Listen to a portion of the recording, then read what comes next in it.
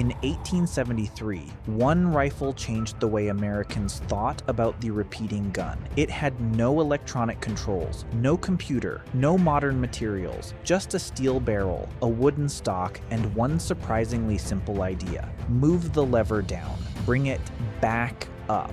Yet behind that simple motion is a mechanism that has to open, clear, release, lift, chamber, close, and prepare the rifle for the next shot, all in exactly the right sequence. More than 150 years later, the basic idea is still alive. But here's the strange part. A machine designed in the 19th century can only work because of an extraordinary level of precision. The barrel begins as a solid block of steel. The lever is forged while the metal is glowing red. The action passes through roughly 100 computer-controlled tools. And before the finished rifle can leave the factory, it has to be fired and tested. So how do you take a piece of steel, a block of walnut, and one simple lever, and turn them into a machine where one movement controls an entire mechanical sequence? Let's go inside the Winchester and get into it right here on Simple Things Revealed.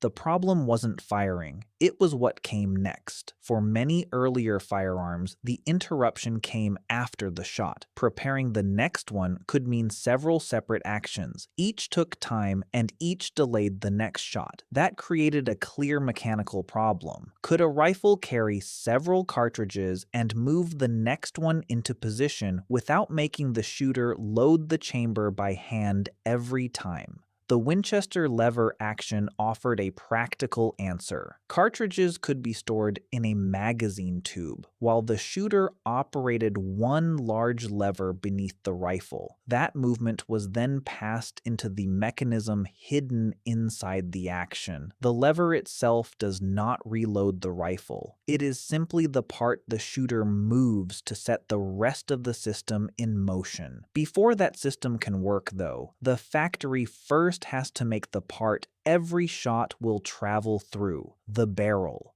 The barrel begins as something that isn't a tube. A rifle barrel looks like a steel tube. This one begins as a solid steel bar about 27 millimeters in diameter. A computer-guided saw cuts the bar to length. Then a long drill bores through its center. Flutes in the drill provide a path for high-pressure cutting oil, helping carry away metal shavings as the hole gets deeper. Once the initial bore exists, a reamer passes through it to widen and refine the opening to the required diameter. That diameter is tied to the caliber the rifle is designed to use. The challenge is making that hole straight, centered, and consistent enough to guide a bullet through the barrel. The hole is easy to see. The precision of that hole is the difficult part. And even then, the barrel is not ready. Its smooth inner wall still lacks the feature that makes a rifle a rifle. Why the inside of the barrel isn't smooth? A specialized tool cuts spiral grooves along the bore, a process called rifling. Those grooves give the rifle its name, but their real job is to make the bullet spin as it travels down the barrel. Think of a well-thrown football. Rotation helps it stay stable instead of tumbling through the air. A spinning bullet is stabilized in the same basic way, improving accuracy over distance. The outside needs work too. This Winchester uses an octagonal barrel, so a milling machine cuts 8 flat sides into the steel. Threads are then formed at the rear, so the barrel can later screw into the action. Inside, outside, and at the connection point, the barrel has now been shaped for its job. Next comes the part most people recognize immediately: the lever. The lever is forged before it can become precise. The lever starts as a solid steel bar heated to roughly 1,200 degrees Celsius. While the steel is red hot, workers place it in a die. One pressing bends the bar, two more create the basic shape, and another trims away the excess metal around the edge. At that stage, the part already looks familiar. It just cannot work in the rifle yet. Back at the factory, a computer-guided mill spends about 8 minutes shaving away small amounts of steel until the final profile emerges. Forging gives the part its basic form. Machining gives it the dimensions needed to fit and move correctly. The forge makes something that looks like a lever. Machining makes it behave like one. But the finished lever is still only the part your hand touches. The real machine sits above it. The real machine is hidden inside the action. The action begins as forged steel, then spends about an hour being machined by roughly 100 computer-guided tools. Much of that work happens where the shooter will never see it. Cavities and passages are cut for the hammer, firing pin, bolt, trigger parts, springs, links, and other parts that handle each cartridge. Their jobs are simple on their own. The hammer provides the strike. The firing pin carries that impact to the cartridge. The bolt pushes around into the chamber and closes behind it. The carrier raises the next cartridge into line. The links transfer movement from the lever into the rest of the system. Workers fit the trigger and hammer, springed the trigger guard, add the hammer, then install the bolt and firing pin components. Finally, the lever is connected through its links. The parts are now present. What matters next is how they are timed. Before that happens, the action takes a short detour. Why new steel is made to look old. The action leaves the gun factory and goes to a metal treatment plant. There it spends about 3 minutes in a hot water bath containing special salts, which the video describes as hardening the steel. It is then dipped briefly into a second bath containing a coloring chemical. That second treatment gives the surface an antique finish. The rifle is being built with computer-controlled tools, yet the finish preserves the appearance of a Winchester from another era. Once the treatment is finished, the action returns to the factory. Now the pieces can finally be made to work as one system.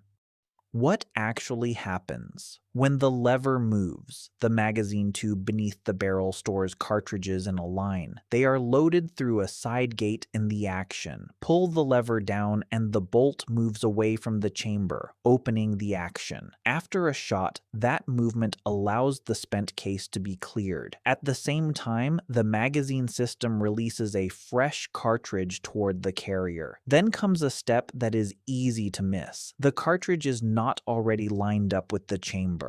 It sits lower, so the carrier has to lift it into position. Now the lever comes back. The bolt moves forward, pushes the waiting cartridge off the carrier and into the chamber, then closes behind it. As the cycle finishes, the hammer is prepared for the next shot. To the shooter, this feels like one sweep down and one sweep back. Inside the action, that input has been divided into a sequence: open, clear, release, lift, chamber, close, prepare. The genius is not that one lever does everything at once. It is that one lever makes everything happen in sequence. And a sequence like that only works if the parts meet where they are supposed to. A 150-year-old design still depends on modern precision. The barrel is screwed into the action, then checked with gauges and fitting tools. It must align correctly. The lever has to close completely. The relationship between the chamber and bolt must also allow a cartridge to feed and sit where the mechanism expects it. A check cartridge of the correct caliber is inserted to verify spacing and feeding before live testing begins. Here, a small mismatch in one place can show up somewhere else. The lever may not close fully. A cartridge may not feed cleanly. A part that looks correct on its own can still fail when it meets the rest of the system. Gauges can confirm that the parts fit. They cannot prove how the rifle behaves when it is actually fired. That requires a real shot.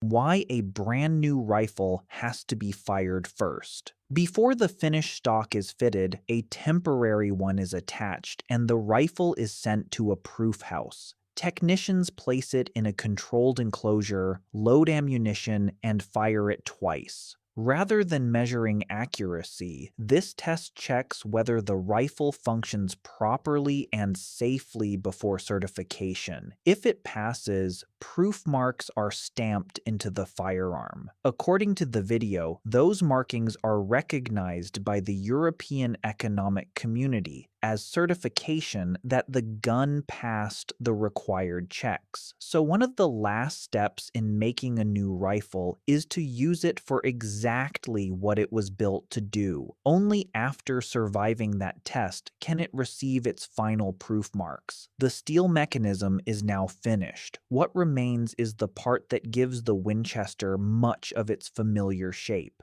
The last part is made from a tree. The stock begins as a block of walnut. Workers trace its rough outline, saw away the excess, and let computer-guided machines carve the detailed profile. The stock is then turned against a sander to refine its curves and smooth the surface. After staining and varnishing, it returns to the rifle factory. Workers attach it to the action and install the magazine tube beneath the barrel. Most of the rifle's mechanical work is hidden inside machined steel, yet much of what the shooter actually sees and holds is shaped wood. At this point, every major part is finally in place.